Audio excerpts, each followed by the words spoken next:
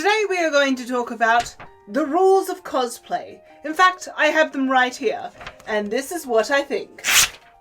G'day and welcome back to Catch Up with Kiralee. If you're new here, I'm Kiralee, and on this channel we talk about everything cosplay, costuming and sewing related. Today I wanted to talk about the rules of cosplay.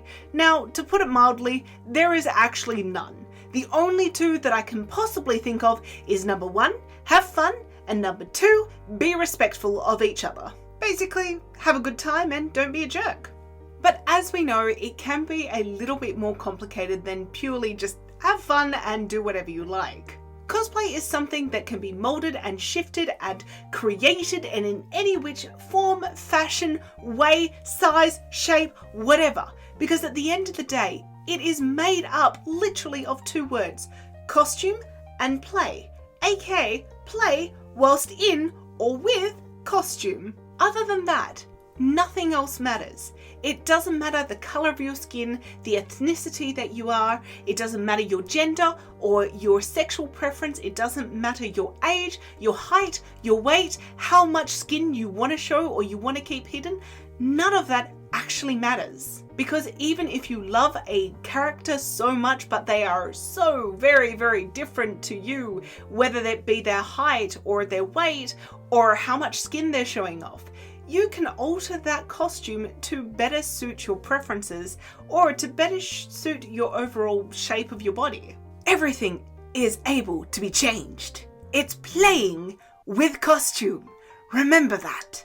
But then I guess there is one rule, and that is you have to be comfortable and confident with what you're wearing. So let's break that down a bit. What does that mean? Alright then, number 1. Never do a cosplay that you've been forced into doing. One thing that tends to happen every so often, and it's usually not intended with any kind of malice or terribleness in general, is that people say, "Hey, you should totally do this cosplay. This character would so suit you." And you might be going, well, I don't know that character, or I don't like that character. But you know, you could have mates that go, "Yeah, come on, you should totally do that. You would totally fit that character." That's other people wanting you to cosplay what they think you should be. That's like telling someone you should be a doctor because you're smart, or you should work in hospitality because you're a good cook. Cosplay is all about your passion, not about living out someone else's. Number 2, changing a costume design. If there is a costume that is super revealing and you are just not comfortable showing that much skin off to the general population, then change the costume around. There is nothing to say that you cannot do your own design. I do it all the time because heck, it's fun. It's another layer of creativity. Now there are going to be times where you're not going to be able to change so much of the costume, like for example entering a competition. However, there are certain ways that you can get around this.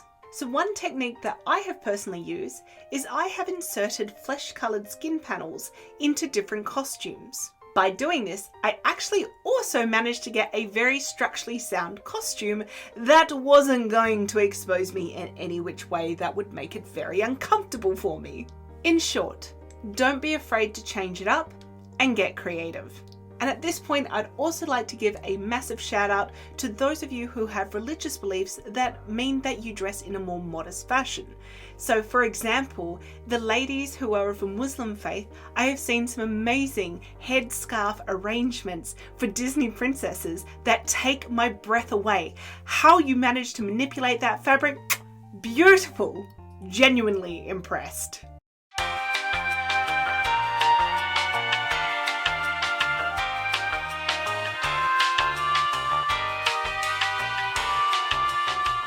Tip number 3, and this one kind of falls under the rule of don't be a jerk, is to just be aware of the characters that you choose. Now I did say at the start that you can choose whatever character you like, regardless of your race, your gender, your age, your weight, anything like that. However, and there is a however to this, you have to be careful in regards to which characters you choose that may cause offense to other people.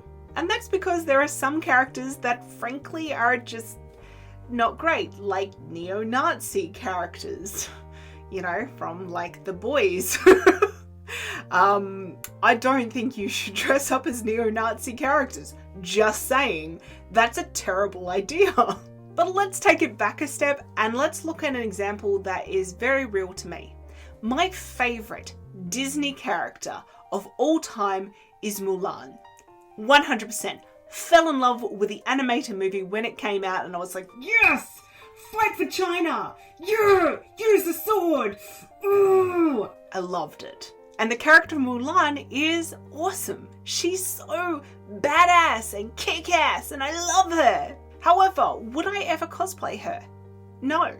And the reason behind that is because it is such an iconic Chinese character that I would feel wrong doing that, being this white chick from Australia.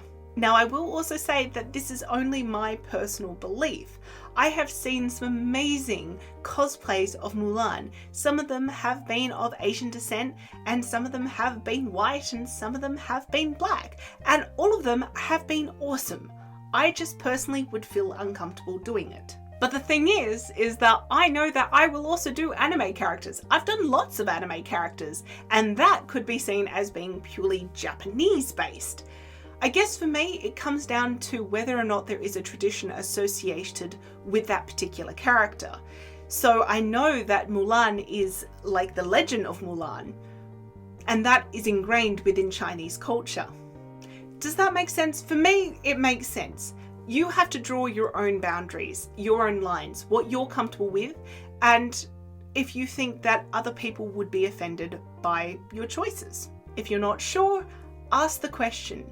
Put it out there. Ask friends, ask family, ask people of that ethnic background whether or not they would find it offensive for you to do this. But don't go straight out into the internet land and ask everyone, because that will just make you more confused.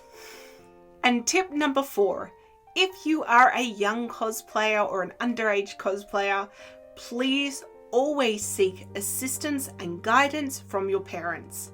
I touched on this in my 4 tips for underage cosplayers, so do check out that video if you haven't, if you're an underage cosplayer. I think it's really important that you and your parents are always on the same level when you're going to be presenting yourself in the public eye, where there's going to be photos taken of you. Just keep the communication open. And with that, those are the rules of cosplay, or at least the guiding points that I have when I'm choosing my cosplays. I hope that you guys enjoyed that, and I hope that it will help you when you're maybe thinking, should I do this cosplay? Number 1, are you going to have fun? Number 2, are you being a jerk about it? Number 3, do you need to zhuzh it up a little bit to make it more about you?